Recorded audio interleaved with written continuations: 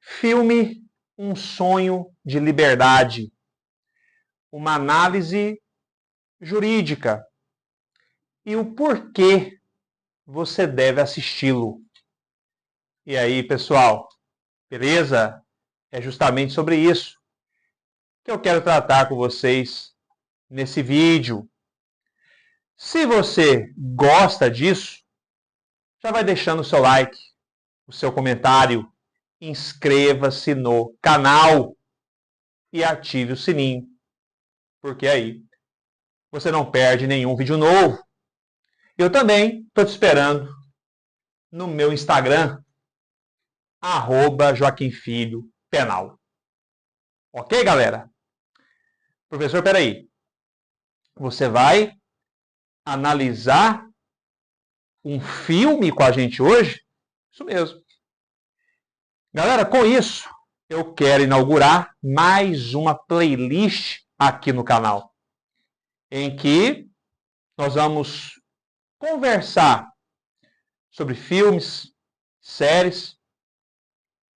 E aí eu vou aproveitar a oportunidade de analisar com vocês aspectos jurídicos, comparando, fazendo comparações da legislação externa de outros países com a nossa.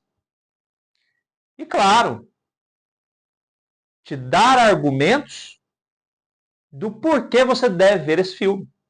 Falar sobre o filme mesmo.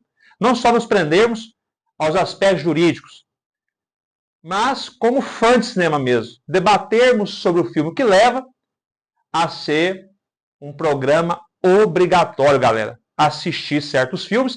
E hoje a gente começa com Um Sonho de Liberdade. Pessoal, esse filme é um dos meus preferidos, sempre foi. É um filme de 94, mais de 30 anos.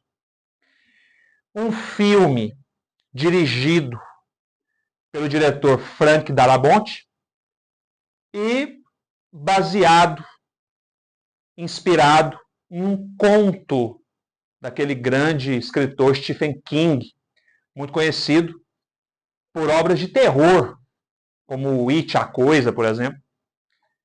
Mas aqui ele elabora um conto passado no ambiente de prisão. Então, o filme Um Sonho de Liberdade é uma adaptação desse conto do Stephen King, dirigido por Frank Darabont.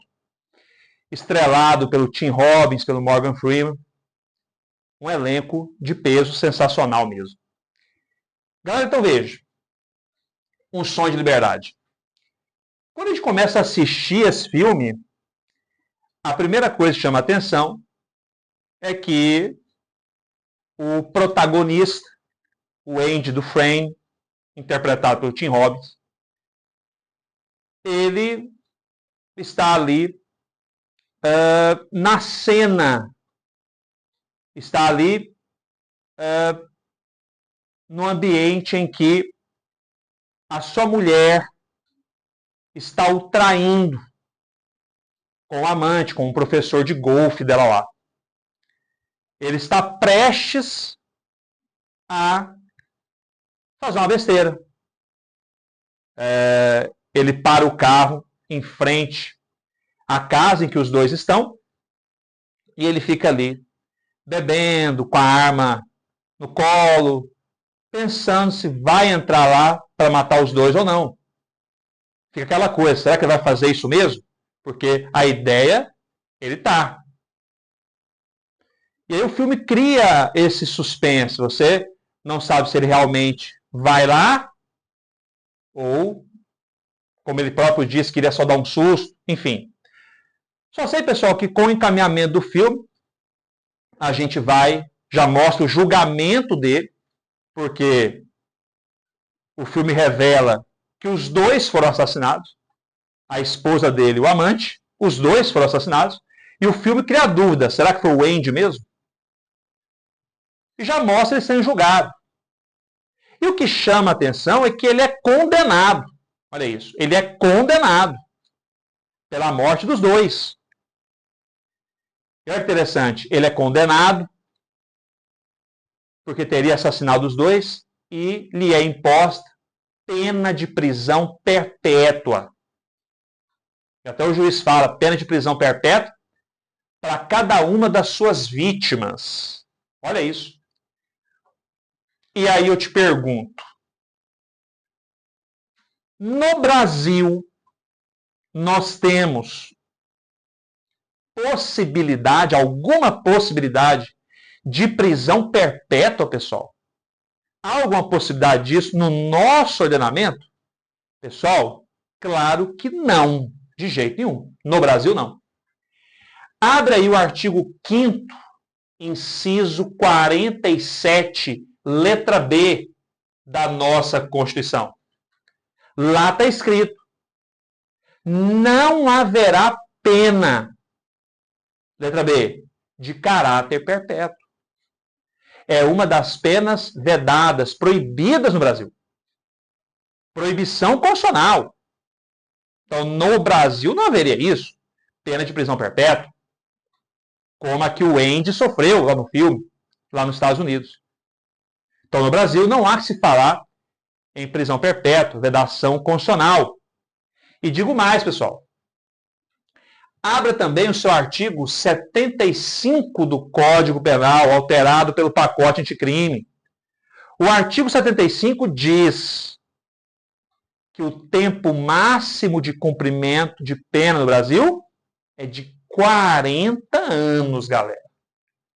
40 anos. Era 30, né?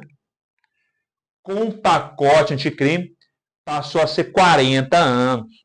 Então não há que se falar em prisão perpétua no Brasil. Limite máximo, 40 anos. Mudança promovida pelo pacote anticrime. Professor, mas beleza. Então o personagem Andy é condenado à prisão perpétua. Coisa que no Brasil não seria possível, como eu mostrei para você. Professor, mas conta mais. E aí? Essa condenação dele no filme foi justa? Afinal, foi ele que matou mesmo? Você falou que estava ali nas proximidades onde o crime aconteceu, bebendo, com a arma na mão. Foi ele mesmo, pessoal? Esse vídeo com spoilers. Pessoal, veja. Com o desenrolar do filme, a gente percebe que o Andy é injustamente condenado. Não foi ele o responsável pela morte da mulher e do amante dela. Não foi ele o responsável. Mas pro final do filme, a gente descobre que uma outra pessoa entrou na casa e matou os dois. O Andy já tinha ido embora. Ele até tinha jogado a arma no rio, essa arma nunca foi encontrada. E foi até um dos motivos de a promotoria entender pela sua condenação. Mas veja, no fim das contas, como o filme revela, ele não é o responsável, é uma outra pessoa, ele é condenado injustamente, fica 19 anos preso, um inocente. Então, um outro ponto que é flagrante no filme é o erro judiciário. Erro judiciário a que o personagem Andy Dufresne é submetido. Porque ele foi condenado injustamente, é inocente. O erro judiciário. Professor, e como a nossa Constituição trata o erro judiciário? Olha que interessante. Abra mais uma vez a sua Constituição Federal. Só que agora no artigo 5º, inciso 75. Veja que a nossa Constituição, pessoal, fala que em caso de erro judiciário, o Estado deve indenizar o condenado. Olha isso. Por danos morais, danos materiais. A nossa Constituição prevê isso. Em caso de erro judiciário, o Estado deveria indenizar aquela pessoa injustamente condenada, por exemplo. Danos morais, danos materiais. Olha isso. Professor, e no filme? O Andy é indenizado pelo Estado? Claro que não. Claro que não. Como você vai ver, a indenização que ele vai conseguir é por meios fora do direito, por meios próprios. Ele vai ter que transpor a legalidade para obter justiça. Olha isso, pessoal. Olha que interessante. Tudo bem? O que mais? Fala-se muito no Brasil e nos sistemas penais como um todo de que a prisão deve ser um ambiente de ressocialização. O preso, cumprida a sua pena, deve estar pronto para reintegrar a sociedade. Pessoal, nós sabemos que no Brasil isso não funciona muito bem, né?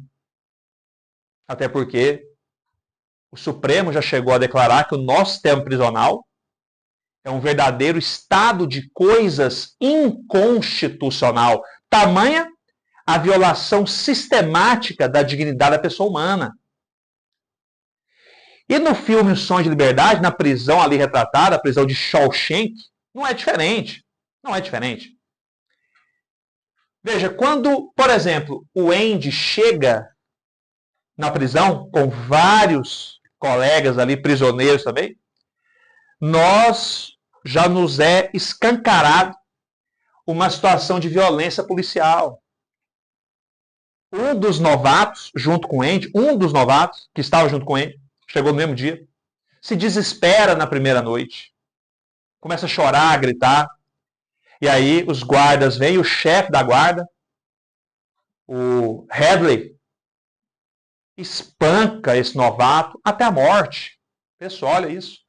Ambiente de violência policial, abuso do poder.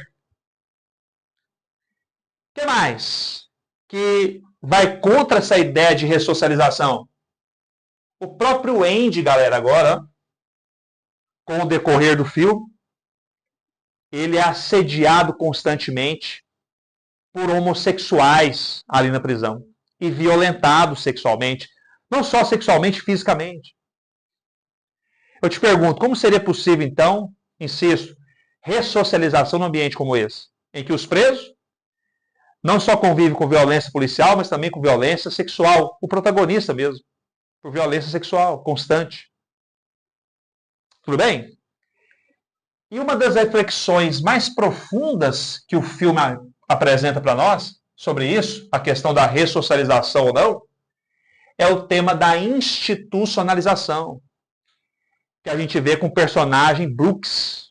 O Brooks é o bibliotecário, é o mais velho ali da prisão de Shawshank. Ele já está ali há mais de 50 anos preso.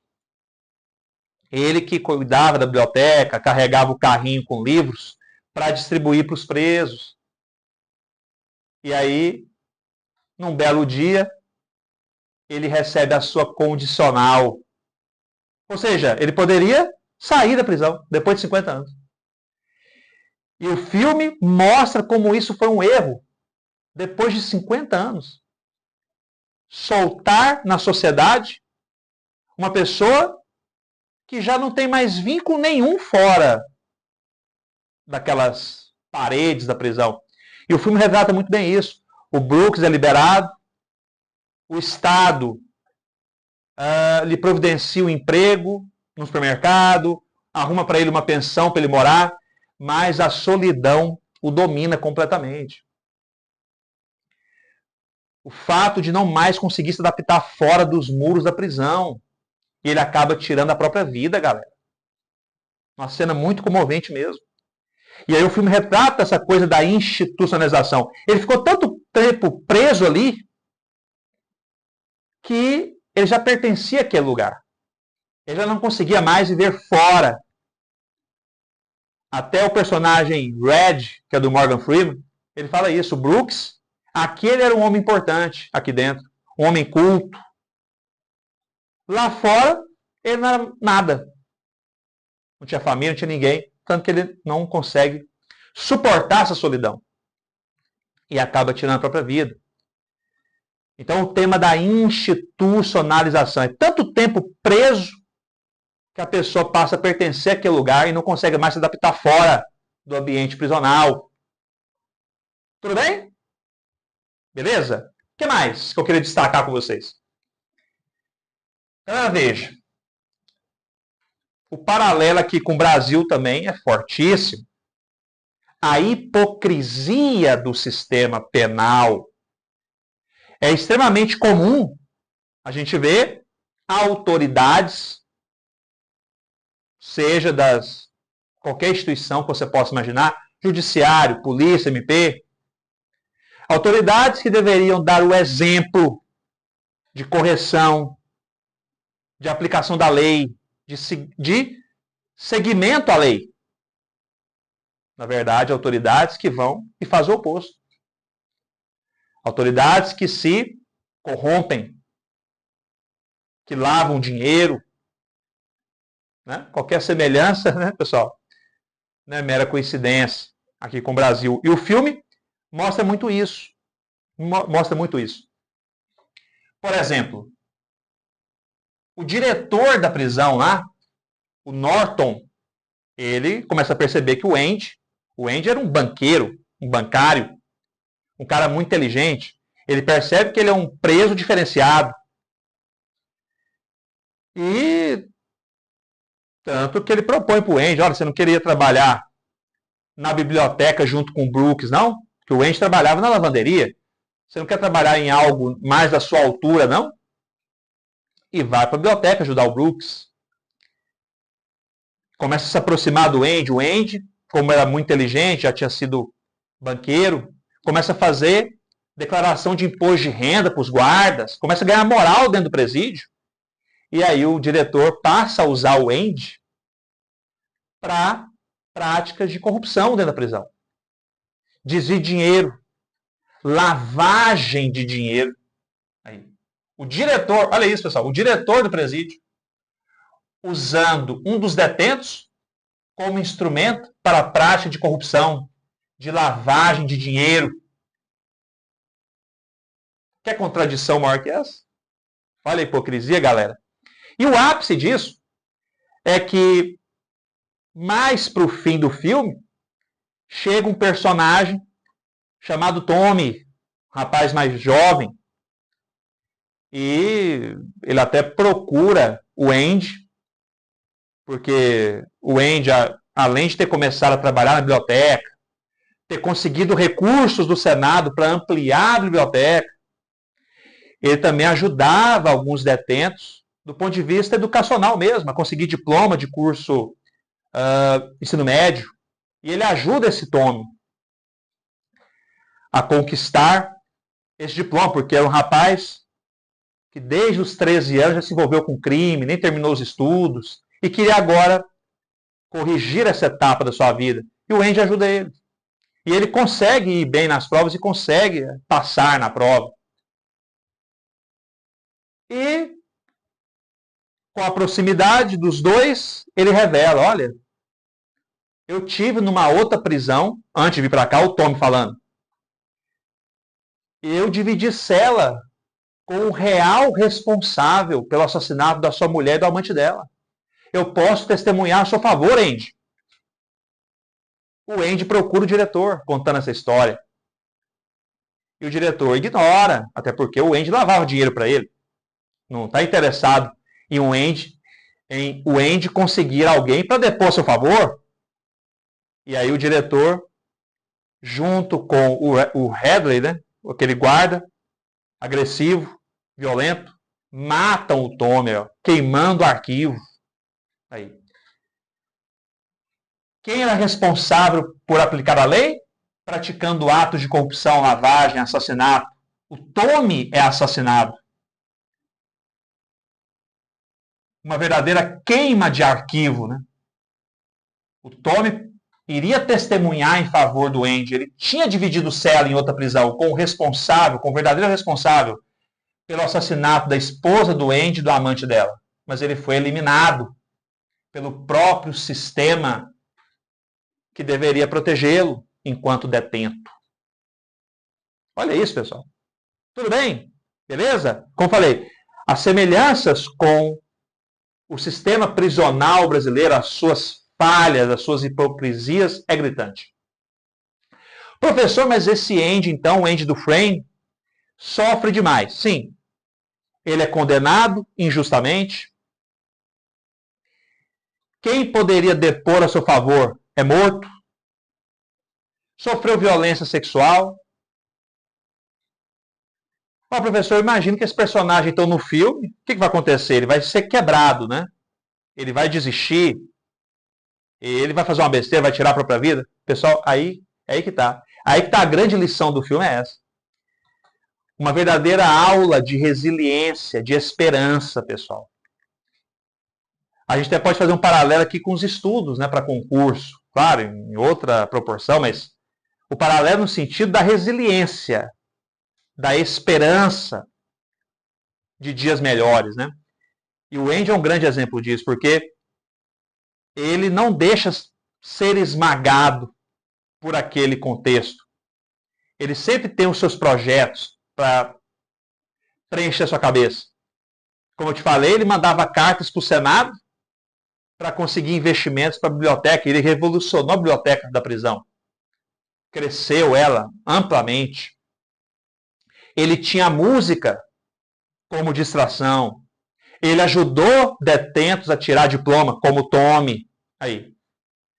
Instrumentos de resiliência, de esperança do Andy Dufresne, para não deixar ser esmagado pelo sistema.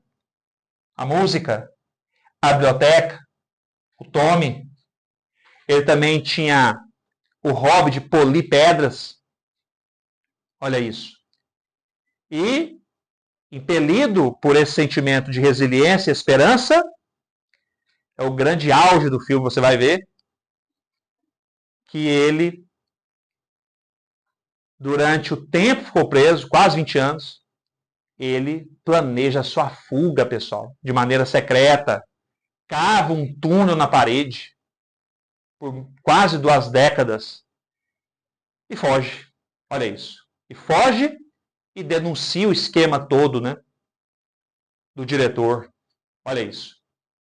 Então, é um personagem extremamente interessante que, apesar de todas as mazelas que o cercavam, ele não deixou o seu espírito ser quebrado.